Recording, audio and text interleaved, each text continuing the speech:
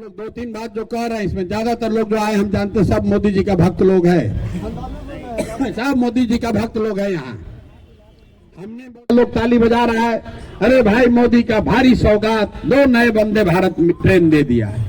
नहीं मालूम था, गुजरात के लोगों को भी नहीं मालूम था, गुजरात के लोगों को भी ये जानकारी, ये समझ इसी बिहार के लड़के ने बताया समझाया है, उससे पहले उनको भी नहीं मालूम था। हमारी प्रशांत किशोर जी के कैंप में घुसे बीजेपी के बंदे सोशल मीडिया और वो सारा रिपोर्ट दे रहे हैं बीजेपी को। सुनिए इनको आवाज़ों को, किस तरह से प्रशांत किशोर जी अपने ही सोशल मीडिया पे अजलेम पे लगाया और बोले कि इसमें बीजेपी के भी लोग शामिल है। जो कहते हैं गुजरात में लड़का पैदा हुआ उसको व्यापार का धंधा का समझ है, वैसे ही यूपी बिहार के लड़कों को और कुछ समझ हो या न हो, उसको राजनीति का खूब बढ़िया समझ रहता है। आप किसी गांव में जाइए, 4 गो लड़का जो पढ़ा लिखा नहीं है, नौकरी नहीं है, बेरोजगार है, घर में पैसा नहीं है, 4 गो लड़का बैठता है, आपको कश्मीर से लेकर कन्याकुमारी तक का सारा पॉलिटिक्स या पॉलिटिकल गुणा गणित बता देगा। तो एक बार अगर हम लोग जग जाएंगे, एक बार ये व्यवस्था बन गई तो ये लड़ाई यहाँ रुकेगी नहीं, ये शुरू हो रही है बिहार से। एक बार बिहार का युवा खड़ा होगा, आप मेरे पर भरोसा रखिए, पूरा देश का राजनीति का निडिल घुमाकर बिहार की ओर कर देंगे, बिना इसके होगा नहीं। इस ग्रुप में बहुत सारा लोग बैठा है, सोशल मीडिया वाला लोग कहता है यूट्यूब पे मेरा इतना फॉलोअर है, कोई कहता है भैया फेसबुक पर 10 मिलियन हमको लोग देखता है। आप जरा याद कीजिए, 2011-12 से पहले बड़े बड़े सूरमा देश का किसी को नहीं मालूम था कि फेसबुक किस चिड़िया का नाम है। कम से कम राजनीति में सोशल मीडिया का भी कुछ प्रभाव हो सकता है। 11-12 से पहले किसी को बात पर भरोसा नहीं है तो जाके हम सब फेसबुक के आप लोग मास्टर हैं, जाके देखिए मोदी जी का फेसबुक कब बना है, 2008 में। 2011 में जब हम आए तो उसमें 65,000 लोग फॉलोअर था, एक को पोस्ट भी नहीं होता था। और जब हमने छोड़ा है तो 1.5 करोड़ समय उनके फॉलोअर हो गए थे, और पूरा देश में लोगों ने मान लिया कि सोशल मीडिया का भी कुछ इस्तेमाल हो सकता है। और अब तो आप देख रहे हैं बिहार में एक लड़का है, उसका 1 करोड़ फॉलोअर है। तो अगर यहाँ से आप खड़े होइएगा, इस विधायक को हम लोग फिर से इतना इसका इस्तेमाल हो सकता है, सिर्फ चुनाव जीतने के लिए नहीं, सिर्फ चेहरा चमकाने के लिए नहीं, समाज की आवाज बनने के लिए। समाज की आवाज आप बन सकते हैं। मनीष कश्यप की क्या पहचान है? हे भाई कहीं रोड टूटेगा, मनीष कश्यप वीडियो कर देगा, अफसर बाप बाप करता है, भाई पकड़ा जाएंगे, हल्ला हो जाएगा। इसीलिए तो लोग डरते हैं भाई, उसी से तो व्यू है कि क्लास में घुस गए, झगड़ा कर दिए, तो लोग अब डर रहा है भाई मनीष कश्यप वीडियो कर देगा, चांस बैठ जाएगा। तो सोशल मीडिया की ताकत है, बात सोशल मीडिया की नहीं है, प्लेटफॉर्म का कोई महत्व नहीं है। आप अंतर्देशीय पत्र पर लिखिए या पोस्ट कार्ड पर, सोशल मीडिया की ताकत तब है जब उस पर सही बात कही जाए। आप सही बात कहिएगा, समाज की आवाज बनिएगा, तो निश्चित तौर पर आप बहुत बड़ी क्रांति ला सकते हैं।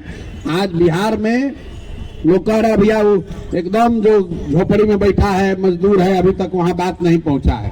हम कहते हैं अच्छा भाई कहाँ तक बात हुई? भैया जिसके हाथ में मोबाइल है वो सब जान गया है, सब युवा जन सुराजी हो गया, जिसके हाथ में मोबाइल है आपका बात सुनता है, उसको बहुत प्रभावित भी है। तो हम कहते हैं भाई जितने लोग के हाथ में मोबाइल है, अगर उतने लोग भी संकल्प ले लें, उतना लोग भी सुधर जाए, तो आपको 5 करोड़ वोट मिलेगा। बिहार जीतने के लिए 2.5 करोड़ वोट चाहिए, बिहार जीतने के लिए 2.5 करोड़ वोट चाहिए। 5 करोड़ बिहार के लोग प्रतिदिन कोई न कोई सोशल मीडिया का एक्सेस करते हैं, चाहे यूट्यूब पर जाए, फेसबुक पर जाए, इंस्टा पर जाए। इसलिए आपकी जो ताकत है वो 5 करोड़ आदमी भी रिजॉल्व कर ले कि अब और नहीं, अब 3 महीना में बिहार का किस्मत बदलना चाहिए। हम लोग के यहाँ भी पलायन रुकना चाहिए, हम लोग के बच्चे भी बाहर न जाएं, ये सुनिश्चित करना है। इसलिए लड़ाई लड़नी है, इसलिए आपको खड़ा होना है। 3 महीना आप जीवन का अपना लगाइए और आपको बिहार में परिवर्तन दिखेगा। देखिए हम लोग 2-3 बात जो कह रहे हैं, इसमें ज्यादातर लोग जो आए हम जानते सब मोदी जी का भक्त लोग हैं, सब मोदी जी का भक्त लोग हैं। यहाँ हमने मोदी जी का विरोध किया, मधुबनी में आकर मोदी जी ने कहा कि हम यहाँ से नया वंदे भारत ट्रेन खुल रहा है, जिससे सहरसा का नामो सही नहीं बोल पाए, लेकिन चलिए वो हो सकता है भाषण में। सहरसा से एक नई वंदे भारत ट्रेन, आधुनिक वंदे भारत ट्रेन चलेगी, जिससे श्रमिक परिवार के बच्चे बैठकर सौराष्ट्र और बॉम्बे जाएंगे सुविधाजनक तरीके से। आप इस बात को गंभीरता से नहीं सोचते हैं। आपने भी लिखा, चलाया, लोग ताली बजा रहा है। अरे भाई मोदी का भारी सौगात, 2 नए वंदे भारत ट्रेन दे दिया है। अरे भाई मोदी जी क्या कह रहे हैं कि सहरसा का, मधुबनी का, मधेपुरा का लड़का, आपका भाई बिहार का लड़का यहाँ से बोरा की तरह देख रहे ये ट्रेन में बैठ के, जानवर की तरह बैठ के जाएगा सौराष्ट्र, और फैक्ट्री लगेगी सौराष्ट्र में, और बिहार का लड़का जाएगा मजदूरी करने। आजादी से पहले अंग्रेजों ने भी तो यहाँ से लोगों को स्टीमर पर बैठा कर ले गए थे, अंग्रेज भी तो ले गए थे मॉरिशस में, फिजी में, त्रिनिदाद में, कि चलिए वहीं पर आप खेती कीजिएगा। आपके हमारे 4-5 पुश्त पहले के पूर्वज वहां जाकर किसान बन गए, मजदूर बन गए। अब 3-4 पुश्त संघर्ष करने के बाद कुछ स्थिति सुधरा है, वहां पर भी कब्जा करके सब अब हो गया वहां का राजा। लेकिन यहाँ से हम लोग को इन लोग ढो ढो के ले जा रहा है गुजरात, महाराष्ट्र। ये बहुत बड़ा अपमान का विषय है। आप बताइए, वंदे भारत ट्रेन खाली बिहार से चल रहा है भाई, मध्य प्रदेश से भी चल रहा है, उत्तर प्रदेश से भी चल रहा है, गुजरात से भी चल रहा है। मोदी जी कभी ये कहे कि गुजरात से जो नई वंदे भारत ट्रेन चलेगी उससे लोग, गुजरात के लोग बैठ कर जाएंगे तमिलनाडु और महाराष्ट्र में नौकरी मजदूरी करने? गुजरात में मजदूर नहीं है, महाराष्ट्र में गरीबी नहीं है। महाराष्ट्र में 1 लाख किसानों ने आत्महत्या की है पिछले 5 वर्ष में, गरीबी भूखमरी की वजह से। कोई ये कहता है कि महाराष्ट्र से ट्रेन में मजदूर भर के जाएगा तमिलनाडु काम करने? तो बिहार को काहे कहते हो? इसलिए कहता है, जैसे हम लोग के दिमाग में गांव घर में क्या है कि गेहूं सबसे ज्यादा कहाँ होता है, लोग कहता है पंजाब में गेहूं होता है।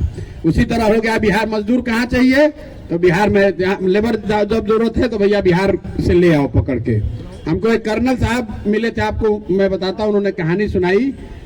कर्नल साहब यही बिहार के हैं, हमसे मिलने आए, बोले भैया हम तो आर्मी में काम करते हैं, आपको धन्यवाद करने आए। हम लोग क्यों? बोले कि आप जो काम कर रहे हैं इससे बहुत हम इंस्पिरेशन हमको मिलता है।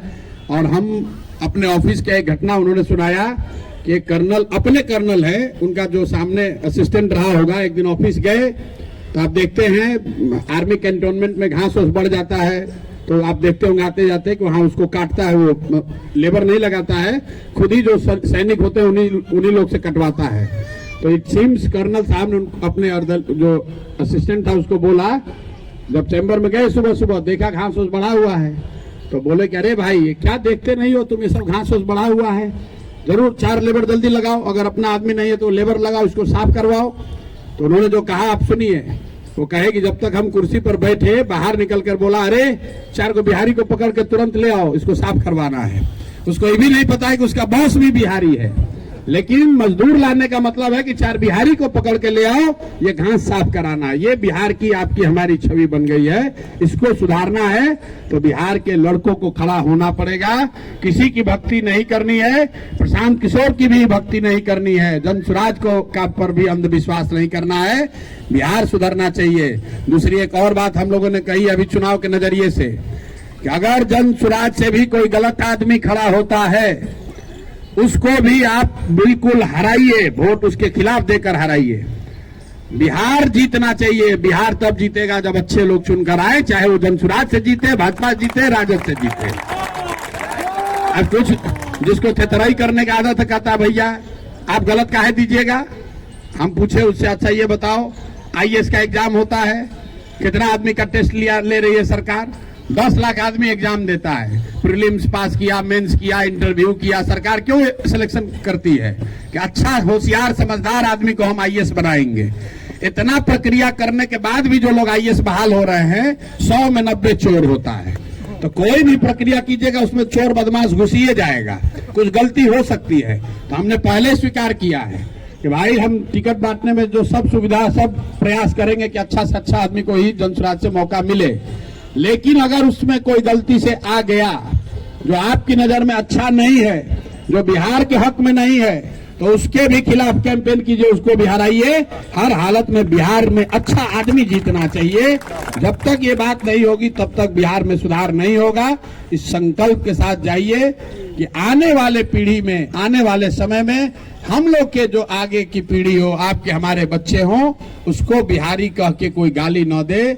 हम दिल्ली में जब पढ़ने गए थे हिंदू कॉलेज में, 4 महीना में एडमिशन लेकर छोड़कर चले आए, इसलिए कि वहां पर वहां के प्रिंसिपल थे यूपी के, हमको बुला के बहुत बिहारी होने के नाम पे एक बार अपमानित किया था। वो अलग कहानी है। लेकिन ये चाहे आप कितना भी सक्सेसफुल हैं, बाहर आप जाते हैं तो बिहारी कह के आपको जिल्लत, बिहारी होने के नाम पर आपको जिल्लत सहना ही पड़ता है। लोग अपने आप को बताते हैं हम झारखंड के हैं, फिर कहता है हमारे बाबूजी थे बिहार के, हम तो अब दिल्ली के रहने वाले हैं। बिहारी लोग अपने आप को कहना भी नहीं चाहता है। इसलिए हमारी आपकी इस पीढ़ी का ये कर्तव्य है, हम लोग का काम है, हर हालत में स्थिति सुधरनी चाहिए। चुनाव आएगा जाएगा, कोई जीतेगा कोई हारेगा, कम से कम कोई ये नहीं कह सकता है कि बिहार में जितना नेता है सब बेवकूफी है। अगर जन स्वराज का कोई नेता खड़ा होकर अच्छा बोल रहा है तो मध्य प्रदेश का आदमी भी कहता है ना भाई अच्छा, बिहार में ऐसा भी नेता होता है। बिहार में ऐसे भी लोग हैं जो अंग्रेजी बोल सकते हैं, फ्रेंच बोल सकते हैं, भोजपुरी भी बोलते हैं, हिंदी भी बोलते हैं। नहीं तो अभी तक छवि यही है कि अरे बिहार का आदमी है, इससे बढ़िया क्या बोलेगा।